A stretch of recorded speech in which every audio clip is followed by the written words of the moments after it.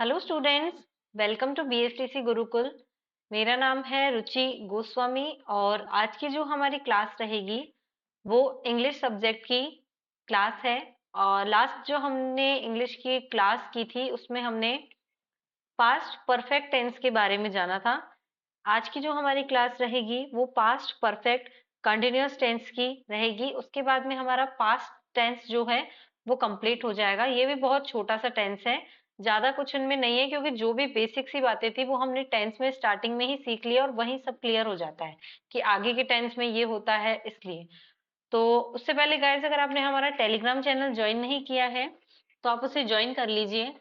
और इसका लिंक आपको डिस्क्रिप्शन में मिल जाएगा, आप वहां जाके चेक कर सकते हैं। कोई आपको क्वेरी हो, इन्फॉर्मेशन चाहिए या कुछ भी आपको अपडेट चाहिए तो आप वहां मैसेज करके हमें पूछ सकते हैं। तो गाइस, पास्ट परफेक्ट टेंस के बारे में अगर हम थोड़ा सा जाने तो कंटिन्यूअस टेंस हम पहले ही पढ़ चुके हैं। इसका मतलब होता है कि कुछ समय कोई कार्य चल रहा होता है, वो कंटिन्यूअस टेंस में आता है। जो कंटिन्यू है काम, वो होता है। पास्ट का मतलब पास्ट में है, वो भूतकाल है। परफेक्ट के बारे में हमने थोड़ा सा जाना था कि वो पूरा हो चुका होता है। तो इसका सीधा सा मतलब ये निकलता है कि पास्ट में कोई काम कुछ टाइम पर चलकर जब खत्म हो जाता है तो वो पास्ट परफेक्ट कंटिन्यूअस टेंस में आता है। ठीक है। जब कोई काम भूतकाल में शुरू हुआ हो और किसी दूसरे पास्ट समय तक चलता रहा हो तो हमें पास्ट परफेक्ट कंटिन्यूअस टेंस का प्रयोग करते हैं। बहुत इजी सा है, क्योंकि हमने कंटिन्यूअस टेंस को जान लिया है, परफेक्ट को जान लिया, पास्ट को जान लिया, तो ये बहुत इजी हो जाता है। इसके बाद में अगर हम इसकी पहचान जानते हैं तो सेंटेंस के अगर एंड में या तो सिंस या फॉर, कब से, कितनी देर से, ये कुछ भी अगर आता है तो हमें वहां पे past perfect continuous tense fill करना होता है। सिंस और फोर, इनकी बात भी हम पहले कर चुके हैं कि सिंस कब यूज होता है, फोर कब यूज होता है। इसके बाद में इसका स्ट्रक्चर है, साधारण वाक्यों के लिए होता है subject plus had been plus verb की फर्स्ट फॉर्म में आईएनजी प्लस सिंस या फोर प्लस टाइम। और इसका फॉर्मूला हमने टेंस की फर्स्ट क्लास में ही जान लिया था कि हैड बीन प्लस वर्ब की फर्स्ट फॉर्म में आईएनजी जो है वो पास्ट परफेक्ट कंटीन्यूअस टेंस का फॉर्मूला होता है। इसको कुछ एग्जाम्पल से हम समझ सकते हैं। फर्स्ट एग्जाम्पल है कि वह 2 घंटे से पढ़ रहा था। ठीक है। इस इंग्लिश है इसका, he had been studying for 2 hours. पढ़ रहा था, स्टडी जो है हमें वर्ब दे रखी है। 2 घंटे से पढ़ रहा था, डेफिनेटली है कि जब वो पढ़ रहा है तो वो कुछ समय पढ़कर ही उसने अपना खत्म किया होगा पढ़ना। तो 2 घंटे से पढ़ रहा था, इसका मतलब यहाँ पे हैड बीन स्टडिंग आएगा। हैड बीन प्लस वर्ब की फर्स्ट फॉर्म में ING, past perfect continuous tense इसमें होगा। वह सुबह से काम कर रही थी। She had been working since morning. Since morning, सुबह से वह काम कर रही थी, कुछ समय काम करके ही उसने अपना काम खत्म किया होगा। हैड बीन वर्किंग इसका आंसर होगा। वे 3 बजे से खेल रहे थे।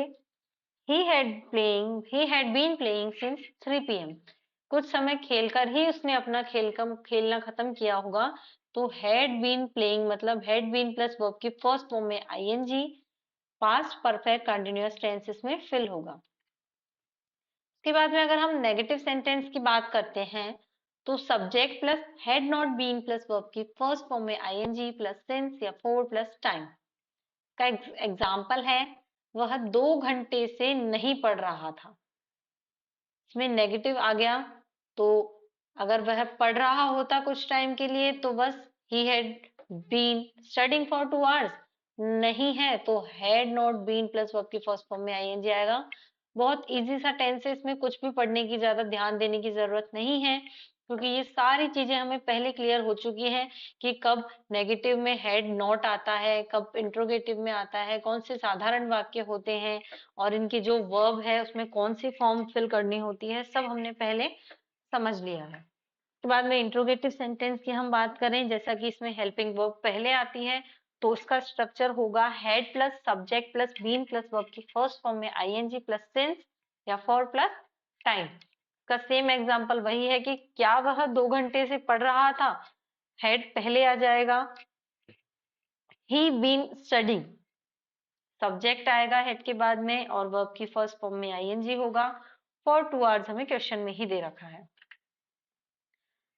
सिंस और फोर का यूज हमने पहले भी बात कर ली थी इस बारे में। सिंस का जो यूज है वो निश्चित समय के लिए होता है कि हमें एक स्पेसिफिक टाइम दे दिया है मॉर्निंग में सुबह 5 बजे मंडे को। और फोर का यूज होता है एक अवधि बताता है कि कुछ टाइम के लिए 2 आवर्स 5 डेज 1 ईयर, ये हमें कुछ टाइम बता रहा है, एक पीरियड बता रहा है और ये हमें स्पेसिफिक टाइम दे रहा है जो सिंस के लिए होता है और अवधि फोर के लिए यूज होती है।